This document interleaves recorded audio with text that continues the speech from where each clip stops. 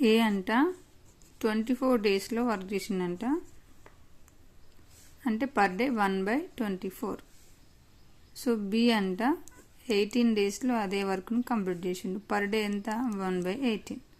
అయితే ఇద్దరు కలిసి పనిచేస్తారు ఏ అండ్ బి. చేసినప్పుడు ఏ 4 డేస్ వరకే చేసి ఆపిండు, రిమైనింగ్ బీనే చేసిండు. ఈ రిమైనింగ్ బి ఏం చేసినాడు అనేది మనం అడుగుతున్నాడు.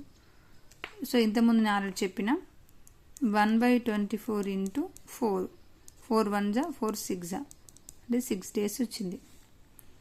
అంతేనా? అర్థమైందా? దాంట్లో ఇప్పుడు నెక్స్ట్ ఏం చేయాలి మనం? రిమైనింగ్ 4/26 వచ్చింది, అంటే రిమైనింగ్ ఎంత ఉంది మనకు? 20/24. అంతేనా? ఇంటూ ఏం చేయాలి మనము? 18 చేయాలి. 6 3 6 4 4 1 4 5 అంటే 15 డేస్. ఎంతైంది మనకు? 15 డేస్. అంటే బి లోన్లీగా చేయాల్సిన పని ఏంటి మనకు? బి ఒక్కడే 15 డేస్లో చేసింది వర్క్.